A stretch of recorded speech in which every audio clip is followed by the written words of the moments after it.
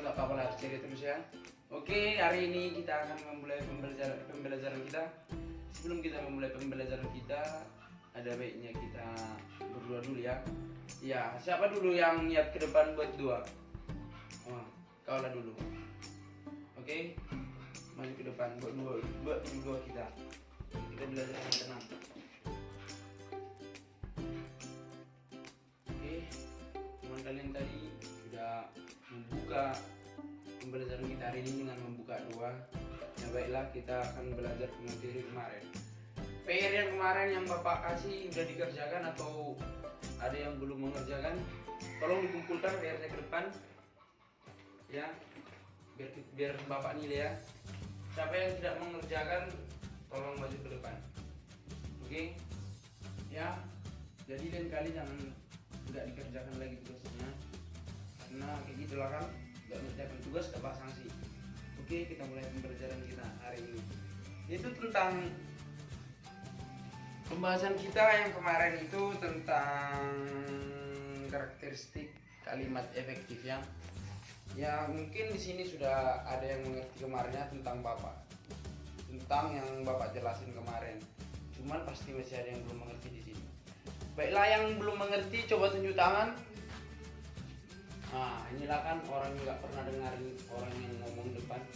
Coba kalau dengarin pasti mengerti apa yang Bapak bilang. Oke, kita memulai pembelajaran kita itu tentang karakteristik kalimat efektif. Bagaimanakah karakteristik kalimat efektif itu? Nah, kalimat efektif atau karakteristiknya yaitu terdapat beberapa bagian. Itu ada kesepadanan dan kesatuan gagasan, yang maksudnya adalah informasi tidak dipecah-pecah atau jelas struktur dan maknanya. Yang kedua, kejelasan subjek dan predikat dengan tidak menghadirkan kata yang depan sebelum subjek. Ya, sampai situ mengerti kan anak-anak? Nah, yang ketiga, tidak menghadirkan subjek ganda karena pada kalimat tunggal hanya boleh memuat satu objek. Yang keempat, tidak hadirnya kata penghubung intra kalimat pada kalimat tunggal. 6. Kesejajaran adalah kesamaan untuk kata pada kata yang paralel. Yang ketujuh, ketegasan adalah suatu penekan pada penegasan ide pokok. Yang kedelapan, kehematan adalah menghadirkan kata frasa yang tidak perlu. Yang kesembilan, kelogisan adalah hubungan antara unsur yang logis dan masuk akal. Yang kesepuluh, kecermatan kalimat yang muncul tidak memberikan pengertian ganda. Oke, itulah materi yang akan kita bahas pada hari ini. Baiklah, buat anak-anak didik saya sekalian,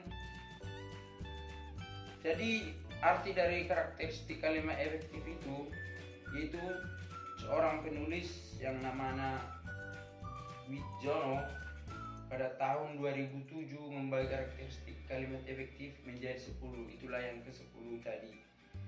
Jadi untuk anak didik saya sekalian, supaya di rumah itu dipelajari lagi apa yang Bapak jelaskan dari materi-materi kemarin, karena ujian yang nantinya saya akan buat itu dari apa yang kita pelajari satu semester ini ya.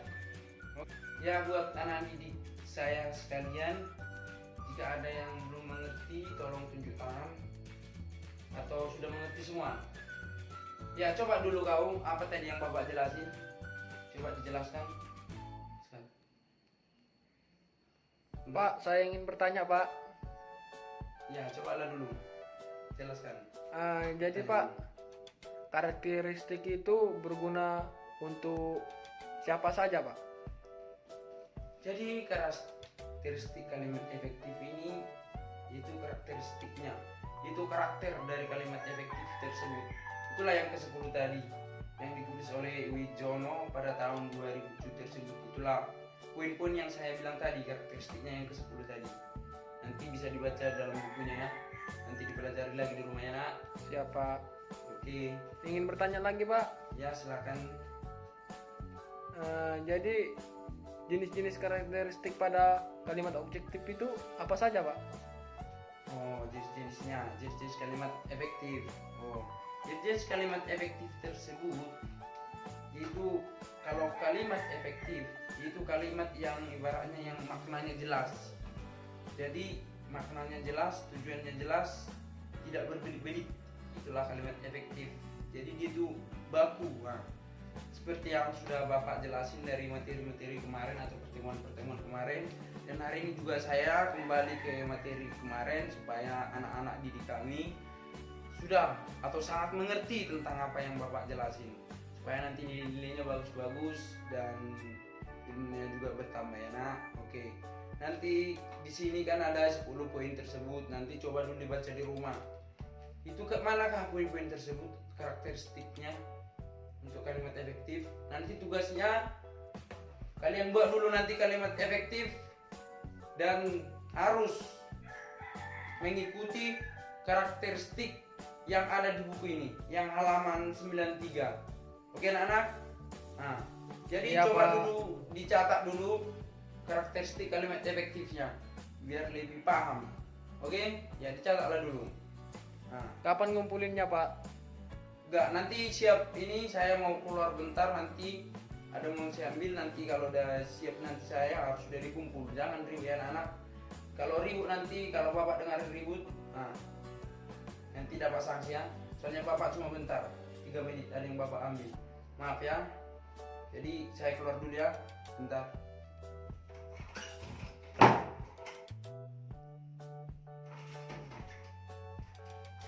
Gimana anak? Oke, bagus ya, rupanya terang semuanya. Gak ada yang ribut bapak dengar dari luar. Jadi disiplin yang paling utamakannya, disiplin. Soalnya kemanapun kita melangkah tanpa disiplin itu nggak ada artinya. Seberapa luas pengetahuanmu kalau nggak ada disiplin karakter itu nggak bakal bisa membawamu untuk sukses.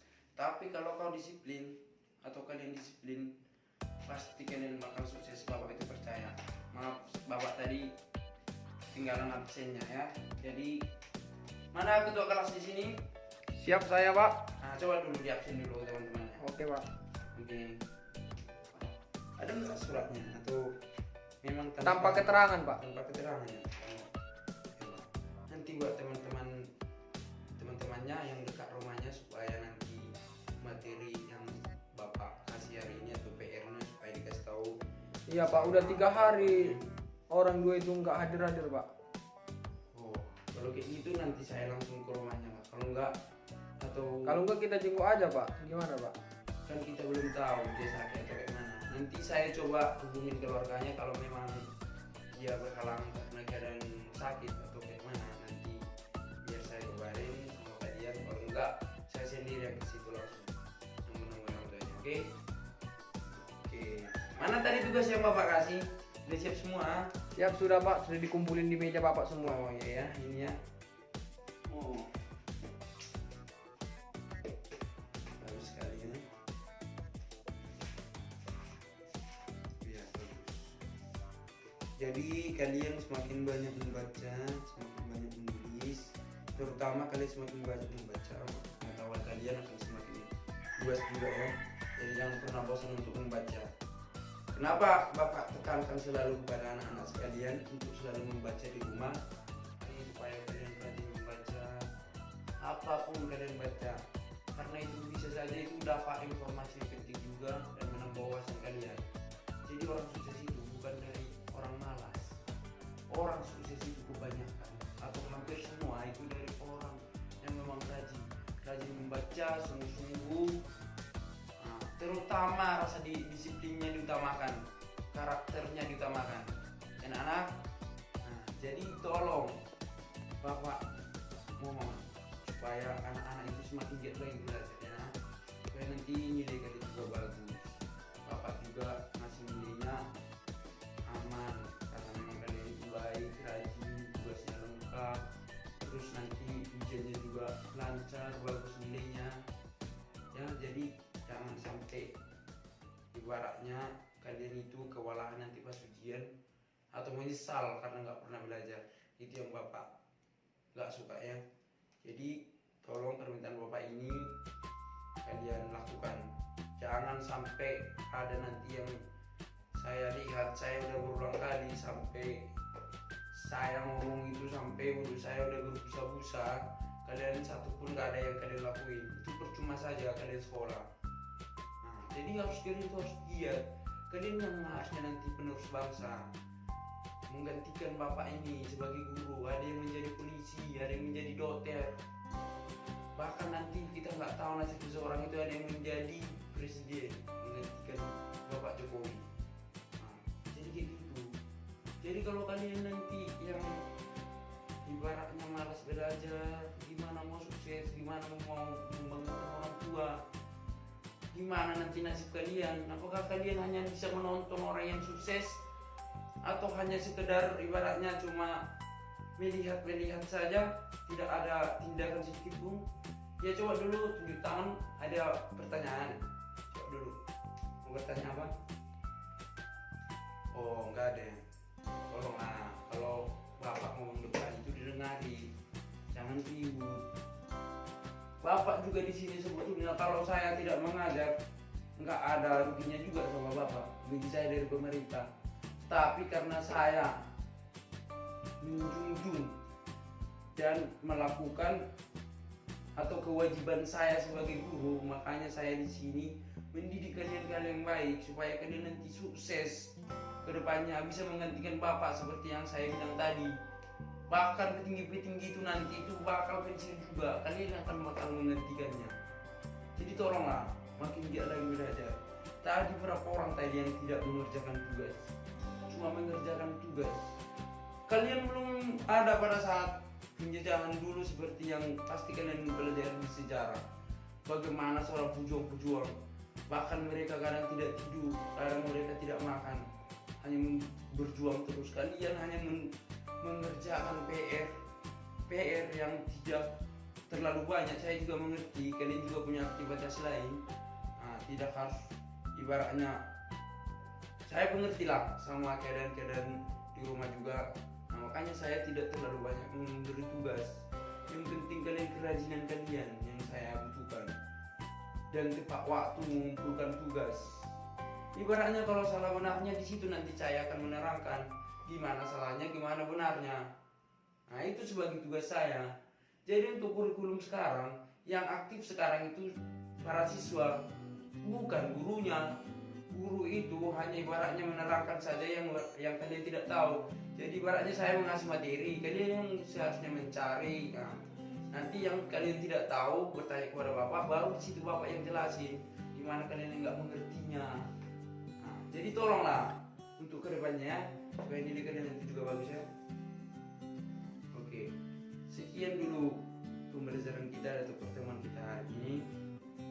Baiklah, saya akan menutupnya. Ya, untuk menutup pembelajaran kita juga tolong ya kamu dan buat doa ke depan. Oke, udah. Oke, selamat siang anak-anak. Ya, boleh pulang ya. Ini kan mata pelajaran kita terakhir ya, sudah boleh pulang. Hati-hati di jalan. Besok jangan lupa PR-nya ya. Terus yang terutama lagi itu, jangan terlambat. Oke?